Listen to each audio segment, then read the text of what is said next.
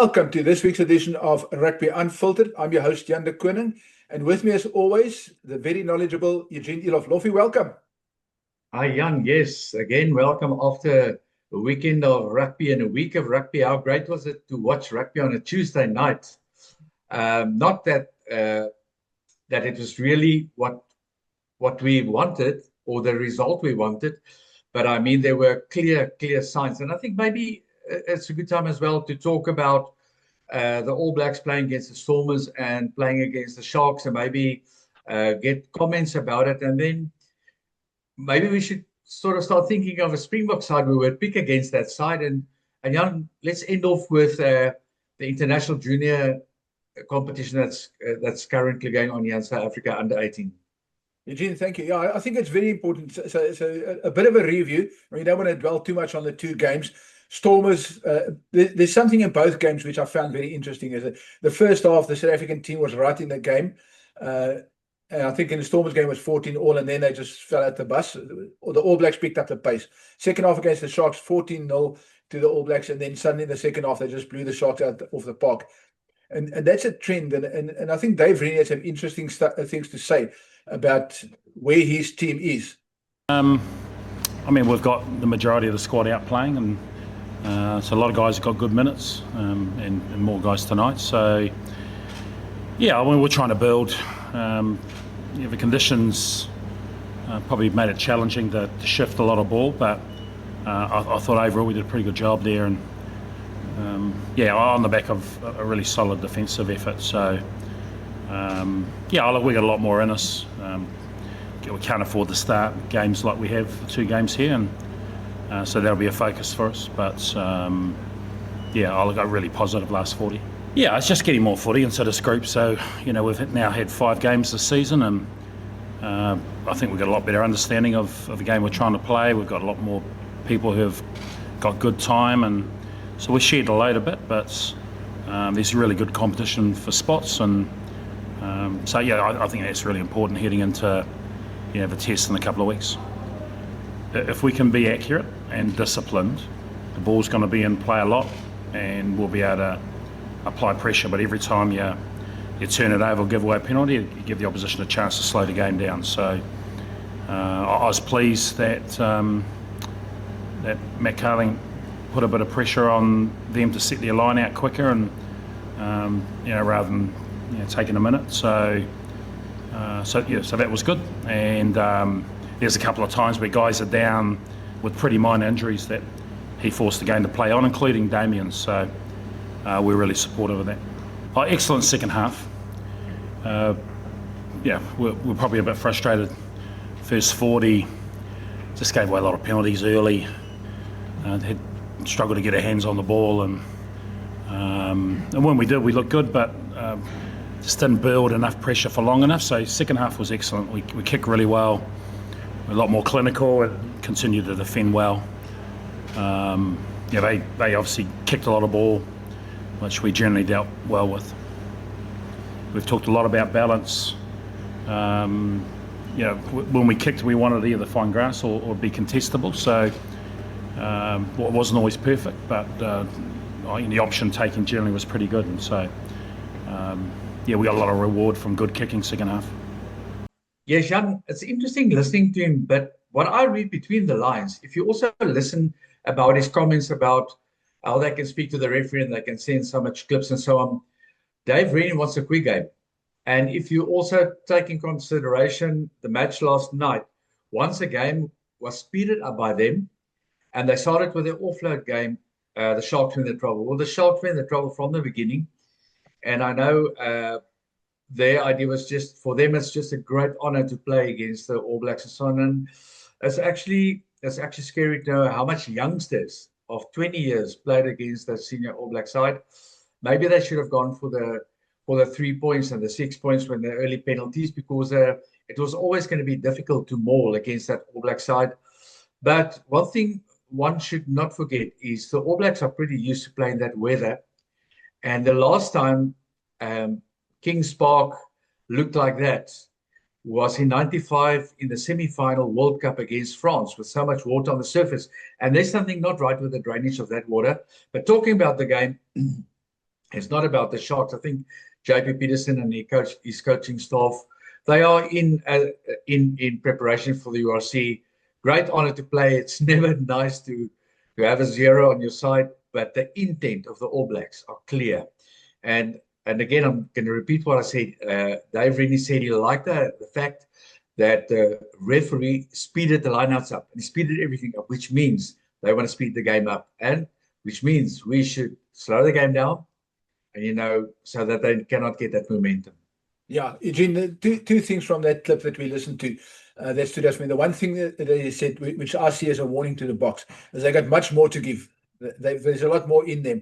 So we'll see against the Bulls on Saturday. That'll be a very interesting thing because the Bulls probably be more on the Stormers level, and probably their pack is probably a better match for the All Blacks, and they've got some decent backs. And then the other thing is that he also said is he made it clear that for them, ball in hand is important. So and you're right. The Springboks are going to have to find a way. Maybe our defense against Argentina is an indication that we are working on our defense and making sure we slow the ball down, slow the game down. And then the last thing that was very interesting is that from the game, not necessarily from Renie's comments, but from the game, is that Ma'a Nonu replied with a haka, and it was awesome to see. I love it when, we all, there's so much about the haka, and people say, why do they have to do this dance and whatever? I think it's such a brilliant tradition. There is a way to respond. If you go like Ma'a Nonu did, he went to the All Black team and said, how do I not offend you? And they said to him, you can do the haka by yourself or whatever you want to do. You understand. And Ma'a Nonu understood the haka, and he did a beautiful haka. So maybe I'll find a clip. If I can find a clip, I'll put it in. But, it's just brilliant to see that you respond to the haka, and the admiration on those players' face, that they get a response, they get the respect. And that's what rugby is about. It's really good tradition and upholding that tradition and the spirit of the game. Yes, I agree with you, Jan. If there are two things I'd like to add to that, the one sad thing is last night, the pavilion was empty. And I know it's bad weather, it was raining, but I mean, you get the opportunity to see your province or your club, as they call it these days, playing against the international side. I thought that was disappointing. And just to answer your first remark, we should counter. It's very easy how you counter. You don't give them the ball. You keep the ball, you get the ball, you keep the ball away from them. And then, of course, you don't allow them. And that's where your remark made about the defense. You don't allow them to go forward, because if they go forward, which means they're behind your first line of defense, they are a difficult side. And their support play was brilliant last night. And there's a new fly-off coming. Love, I think his surname is Love. He was brilliant last night. I can't understand how he didn't get the man of the match. Yeah, the important thing is the Stormers showed the way. Their defense lasted for 60 minutes, but then they ran out of gas. They had a couple of injuries. The problem is the Stormers had two very bad injuries last Friday. The scrum off, the starting scrum off went off after 4 minutes. Then they had a 40-year-old guy that went on in his last game, which was his last active rugby game, and he lasted towards the end and late in his second half. He got injured as well, fractured his arm, and then Siyabelo Senatla, a wing, played at scrum half, and they had a loose forward on a wing. So then they just ran out of puff and ran out of defenders. But for that first 60 minutes, the Stormers showed the way that you can contain the All Blacks. That offloading game, you can contain it if you're in their faces and you are physical in defense. So yeah, maybe that's the picture the Boks must look at, the Stormers' defense, not what the Sharks did last night. Not that they a bad team or bad people. It was boys against men, literally boys against men. You spoke about the 20-year-olds in that team. It literally is a bunch of under 20s national players that went on, and they would have learned a lot from it. But it's not a good look on the scoreboard. Yes, absolutely. And I think one should just ignore the scoreboard, and it's history now, and go forward. And one thing we must see in context as well is that our teams are busy preparing for the URC. And a lot of their players have got niggles and they're not playing them, which makes sense because you don't want to get a serious injury now before the URC. So there's a lot of factors that influence the coaches in picking their sides and so on. And I feel for them because the supporters would like to see the stronger sides, fringe Springbok players and so on. But there's a bigger picture here, Jan. And maybe we should also just have a quick chat about Argentina and the Boks. Yeah, to me that was and I know Rassie after, because I spoke to him in the press conference. He wasn't a happy chappy, but he's like I said to somebody else, he has the right to differ with me. He doesn't think Argentina is that like the All Blacks, because Argentina also have that offload game. But I think the Springboks showed there that they can cope with that offload game. And to keep Argentina to just 7 points, that says something about the Springboks defense. That wasn't a bad Argentina team. And the Springboks in this series, it's all about winning. It's not about whether you score 10 tries. That's perhaps, to me, is a good indication of the Springboks tactics. They're going to be conservative, and it might reflect in the team that I select a bit later. But they might be conservative, and that way they will choke and throttle and keep the All Blacks in their place and keep them back in their own territory. Yeah, as we also discussed with the preview of the match, it was never going to be easy there. And that Argentina side was with their backs against the wall that came out firing. So we contained them. And Sasha was not on his best. I think he needs time to just find himself again, get into his rhythm and so on. And Pollard came with one tactical kick that was important time in the match. We didn't give anything away. A lot of our players came back from injury.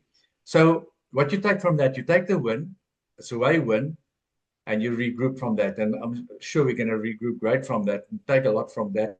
And now this competition starts. And I mean, this is the rivalry everybody's been waiting for, the Boks against the All Blacks. Yeah. Before we move on to selecting our team, Eugene, I think there's an interesting thing I just want to share with the viewers. Is Jamie Joseph. Everybody will remember him or know him as a guy who stood against Dave Rennie for the All Black coaching position. He lost out in that race because it was the two of them were the shortlist, the final shortlist, and Dave Rennie got the job. But Jamie Joseph and Tony Brown is great mates, and we all know that Tony Brown's going to, after 27, after next year, after the World Cup, he's going back to New Zealand. So he'll meet up with Jamie Joseph again. But Jamie Joseph had some very interesting stuff to say about South Africa and touring in South Africa. And, he's very complimentary, but complimentary in a typical New Zealand way, talking about how brutal we are and how nice people we are off the field, but how difficult we are on the field. So maybe let's listen quickly to Jamie Joseph and his compliments to South African rugby. On one hand, it's a mecca for a rugby player, and so people think New Zealand is rugby mad. I always felt that South Africa is another level, and so like for our All Black rugby player, playing in that country is the ultimate. They do everything they can to make you feel welcome, and then they do everything that you can as a rugby player to make it as hard as possible to win the test match. And all the stories, all the fairy tales that you hear, fairy tales, they're all true. I've been part of teams that have experienced a lot of those things. I guess looking back at that, you just think it's the ultimate gamemanship from their point of view. And they'll do anything they can to win. So I'm looking forward to watching a few of our boys up there stepping up, guys like Josh, Jim, Fabian back to rugby with Gruder, and I'm looking forward to the challenge and then the many stories that will come out of the tour. Eugene, that was very interesting, but I think now it's time to select a team. The favourite pastime of South Africa is to select Springbok teams, and let's see how close we get to Rassie's team, or at the very least, I'm going to select a team I think would be able to beat the All Blacks. Might not necessarily be the select. A lot of people get upset when you select a certain wing or a certain fly-off but let's have a go at it. So shall we start at number 15? How's that sound? Yes, Jan, I will go with you. And then when we finished, we just picked the starting lineup because there are too many guys, for the bench. All the guys are there. We pick the first 15, and then we pick the captain after that. So you go. If I differ from you, I will come in. I think we start. I know that Fassie and Damian Willems are the two leading fullbacks. For this type of game, All Blacks, Fassie is a very talented player, but he's erratic.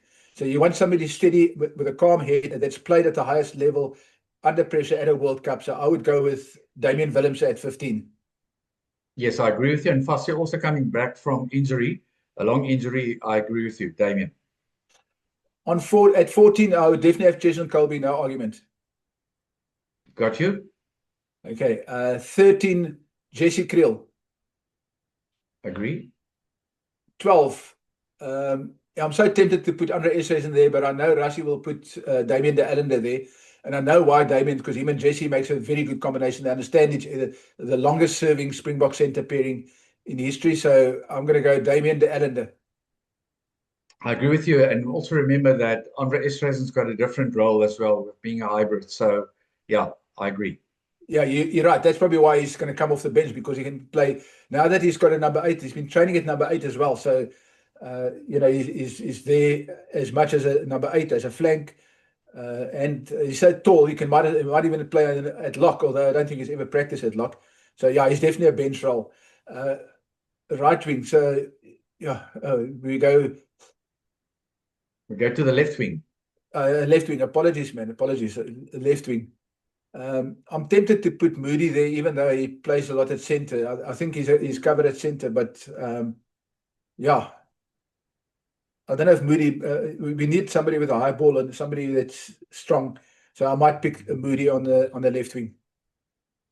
Yeah, I will leave Moody on the bench because he covers a few positions. I'll go for, is it Edwill van der Merwe? Yeah, Edwill did very well against Argentina. Not a bad call. Now, this is where it's going to get interesting, because I know that a lot of people don't like it when I do this. But given that Sasha didn't have the best game and that he's still a bit rusty, and even by Rassie's standards, Rassie said, he was rusty and he didn't have his best game. I would go for the first test, at the very least for the first test, I would go with Handré Pollard, because he showed when he came on how calm he can be. And even when he went to centre, he just directs, and his kicking in that game was also, you can see Pollard knows there's a big game coming up, and he's just took his game to another level again. Yeah, I agree. I will also go for Pollard. He's steady. I know a lot of people will criticize him for being conservative, but I think against New Zealand, we need to be more conservative. He's got a level head. He's played under those pressures. He's won World Cups kicking. So I'd go for Pollard as well. Who's your 9? I think Grant will start at 9. I would like to start with Kobus, but we know that Kobus is going to be on the bench in any event, because, again, there's somebody who covers several positions. So, there's a good chance Rassie is going to go for a 6-2 bench. So, there might even be a 5-3 with Andre Esreisen covering forwards and backs. So, Grant will be on the bench. So, it's probably, Kobus will be on the bench. So, probably Grant. I'll go for Grant as well. I think Grant is currently one of the top scrum-halves in the world. Yeah, absolutely. Number 8 would definitely be Jasper Wiese, no doubt. Rassie has made no bones about the fact that he rates Jasper as his best number 8. I agree. And Cameron was brilliant in Argentina, and he's made his mark.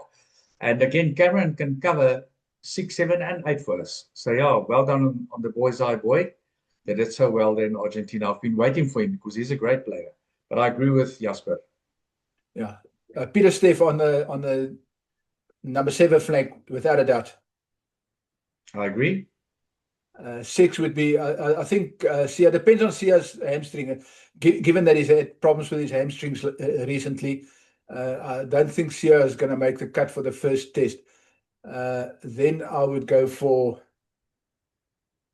We need a breakdown. Paul de Villiers. Paul de Villiers, brother. He's made his mark. He's a youngster, and the whole world knows about him. That's his position. If Sia's not right. Yeah. Locks definitely Louet and Eben as a combination, and we'll have we'll have at least 2 locks on the bench as well, because Kobus Wiese and Ruan Nortje will be on the bench. So yeah, Eben and Louet and Eben to start. I would go with Eben, and I put Louet on the bench for the beginning, and go with, it will be Eben and Ruan to start with. I will start with that combination. Yeah. Front row, obviously Ox is still injured, so we're probably going to go with the Bulls, tight head will be Tank, The Thomas de Twee. It could be. Thomas battled last week, so I think they're going to go with. I think they're going to go with Wilco Low to get Wilco's on form now. So Thomas again can cover loose head and tight head. Yeah, Malcolm Marx starting every day of the week and twice on the Sunday. Yes, and I'm concerned about the backup for Malcolm, but we can talk about that. And your loose head? Ooh, Bulls number 1. Steenekamp? Yeah, I think so. Yeah, I'll go with him. Go with Steenekamp. He's settled very nicely in that position. We know Ox is still injured, so that's the starting 15 for me. And then Marco on the bench because he can cover hooker and loose forward. We'll have Loot and Kobus Wiese on the bench. Who's your captain? Mine is Pieter Steff. Yeah, I think he did well enough in the July internationals to be captain. He probably will be. Jesse has also been captain, but I think it definitely will be Pieter Steff. Yeah. And I think regarding Marco, I think with Dion being called up, it's going to be between Dion and Marco who's going to cover that position because both of them are fetchers and both can play hooker. Dion actually played hooker for me under 19 level. So yeah, I thought Dion played exceptionally well last week for the Stormers. So that's why we got such a big bench. Let's carry on. If we go to 9, I'm going to Cobus Reinach. Yeah, definitely Cobus Reinach, and then Kainan Moody is then the other one on the bench. And then Andre Estre is a utility. Marco is a utility. We got 2 locks. So Loot and Kobus Wiese. Yeah. And then the full front row. So Grobler will be the hooker. Tight head will be Thomas and Thomas can cover both positions. Yeah, you got to name 3 front rows, so we got to find a regular loose head. Jan Hendrik. Jan Hendrik will. Jan Hendrik, yeah. So he covers. So we got 3 players covering 2 players in the loose on the bench who can cover hooker. So yeah. Now we waxed. I think out of that team, we'll definitely pick a team. Have a team that can take on the All Blacks and that can scrum the All Blacks. They have not been tested there yet. Yeah, I agree with you. Well, there we have our team. Eugene, I think a lot of people will disagree with us, but they're welcome to send us a comment and give their meaning and select their teams. It's like I said, it's fun. It's our favorite pastime. But Eugene, I think it's been an interesting discussion, but maybe there's another international tournament. I know everybody's so concerned about the All Blacks and the greatest rivalry, but South Africa's under 18 team is doing really well at the moment. Yes, Jan, the competition, it's very low key. They are broadcasting it. The first round of matches was in Durbanville, and the second round yesterday was here at Boland Landbou, and I think the third round could be, I could be wrong, at Paul Roos. But again, not going into the matches, it's just shown how strong South African junior rugby is, because our A team and our BOK team, the junior under 18s and the 18, which is like the B side, won both their matches. And teams that are there as well as Georgia, France, England, and Ireland. And our third game, I guess, will be against England, which is physically big, but I cannot see them making an impression. I'm telling you, we got such good youth. And the guys should go watch that match. If it's televised, watch it. If you're close by, go watch, because it's really great to see these boys play, and to see that the golden line is going through from our juniors up to our seniors. You know, the way they scrum, they're in the game, their ball skills, but they're still young. They're like Jack Russells. They will chase everything. But it's just great to see them play and the talent we have. Well, Eugene, I think that's a good note to end up on. And we've spoken a lot about our strength and depth, and especially our junior rugby and the pipeline that's producing a conveyor belt that's producing Springboks. So maybe that's a good note to end on, and then we'll talk after Saturday's Bulls game next week. We'll have a reach out to our New Zealand expert, Adrian, and see if he is willing. I'm just going to find a time to get him on the podcast, and then we'll chat Test rugby next week. Okay, Jan, great, and have a great week. Enjoy the rugby this weekend, and it's getting very exciting, the build up to the Test. Yeah, from myself, Jan de Koning, till next week, enjoy the rugby. Cheers.